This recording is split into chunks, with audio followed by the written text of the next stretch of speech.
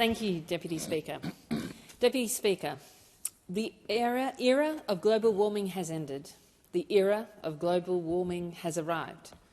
The Earth is unbreathable, the heat is unbearable, and the level of fossil fuel profits and climate inaction is unacceptable. Those are not my words. Those are not the words of an environmental activist. They are not the words of someone who has let perfect be the enemy of good. They are the words of the UN Secretary-General, Antonio Guterres, as he reacted to the climate chaos that has unfolded over the past few weeks.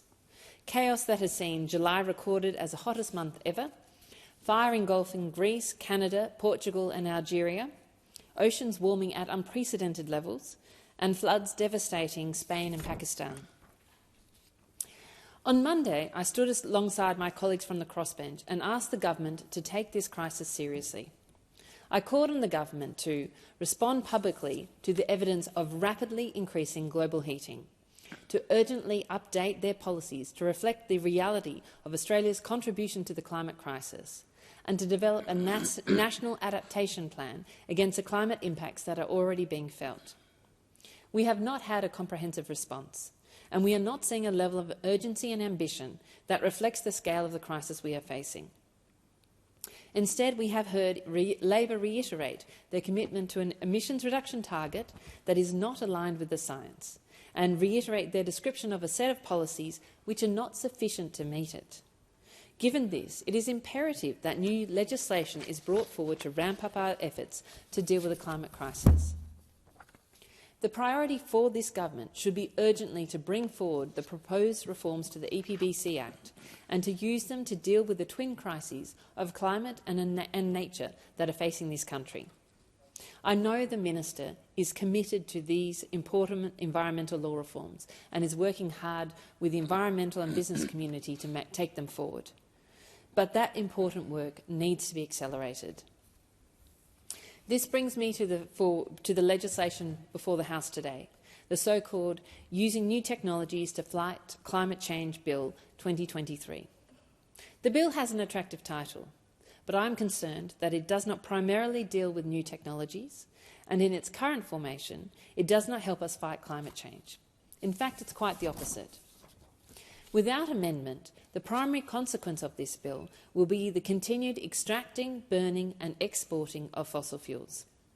But instead of taking responsibility for our actions, this will allow Australian fossil fuel companies to send our carbon emissions overseas and claim that they're not our problem.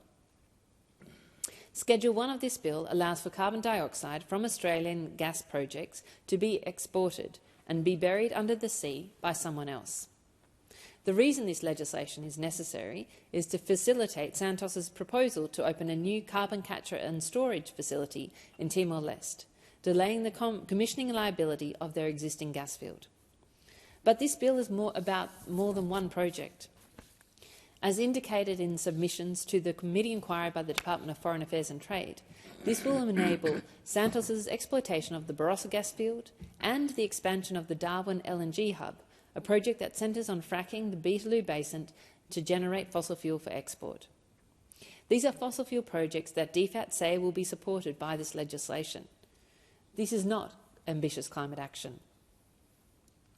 Now, the proponents of this bill argue that the expansion of new gas projects for export is not a climate concern because carbon capture and storage technology will mean the emissions generated can be buried under the sea.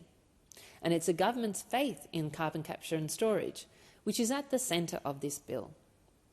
I am not against carbon capture and storage in principle. We are going to need a range of technologies to fight climate change, and perhaps this is one of them. The problem is carbon capture and storage doesn't work yet.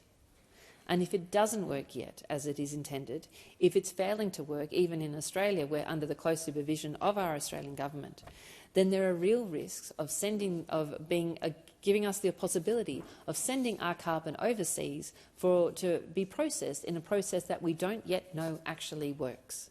And that is the fundamental reason why I'm objecting to this bill.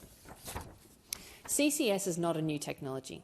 It has been around since the 1970s, and it has consistently failed to live up to the benefits that fossil fuel companies have claimed. For a start, CCS has only the potential to capture a small fraction, around 10% of the total life cycle emissions from the export and use of fossil fuels. That's because most emissions are generated when the gas is burned. But even just looking at that small fraction, the performance of CCS globally has been very poor. Take Australia, for example. We only have one commercial CCS facility operating in this country, Chevron's Gorgon facility, and it has been an expensive and abject failure. When the facility was created, it was intended to bury 80% of the emissions from the Gorgon gas fields. However, since becoming operational, independent estimates suggest it has captured as little as 5% of the life cycle emissions generated, and even Chevron admits that it is only operating at 1/3 capacity. That's despite billions of dollars of investment, including $60 million from Australian taxpayers. The same Australian taxpayers who spent $790 million supporting CCS projects under the Morrison government, and are now forking out another $1.5 billion in subsidies to the Middle Arm petrochemical hub.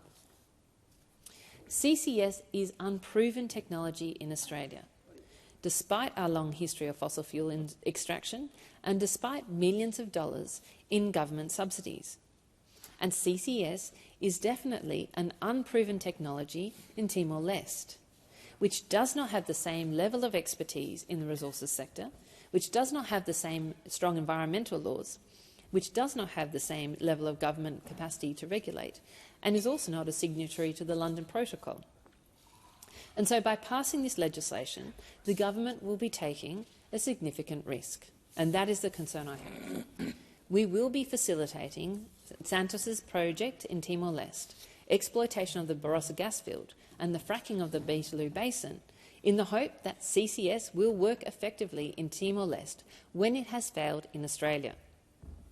In the litany of measures that we could be taking to address the climate crisis, this should not be high up on our list.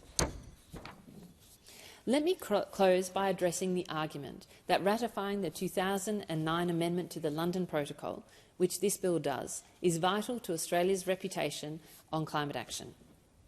So there are 53 contracting parties to the London Protocol, and 14 years after this amendment was first proposed, only 10 states have ratified it. And those 10 don't include our partners in the Pacific, for whom climate change is an existential threat. Don't include Greece, Croatia, Portugal, Italy or Algeria, where wildfires are blazing. And they certainly don't include Timor-Leste, the country we are hoping will bury our emissions for us. Australia's international reputation on climate will be restored when we take real action to address the climate crisis, not by facilitating the opening of more new gas projects. So as I said before, if the government is passionate about CCS, if the gas industry is passionate about CCS, make it work in Australia first, and then consider whether it's appropriate to consider export. But it is not yet working in Australia, and there is significant risk if you export it overseas. I also want to raise the issue that some others have raised, that this prevents the development of CCS in Australia. Nothing, in the current form, stops Australia from developing effective CCS technology, nor from actually importing carbon from other places and burying them here. So we still have the ability to grow the CCS industry in Australia, including importing gases that we bury, if we so desire, if the technology works. That is not the reason, those are not arguments to say that the bill should be passed. Deputy Speaker, there are conditions under which I would or may support this bill. If the legislation was amended such that it only applied to projects that generated negative emissions, that is, the removing of existing greenhouse gases from the atmosphere. If CCS was a successful proven technology in removing carbon dioxide. If the legislation was amended to stop taxpayers' money being used to subsidise CCS projects. If the legislation was amended to guarantee proper safeguards that ensure the efficacy of the technology, both in Australia and in Timor-Leste. If Timor-Leste was a signatory of the London Protocol. and if the government first passed stronger environmental laws so that we have a guarantee that any future proposals for new fossil fuel projects will be properly assessed for their climate and environmental impact. Many of these are amendments that are on the table from the crossbench, amendments that the government could accept. And unless the government backs them, I cannot support this legislation.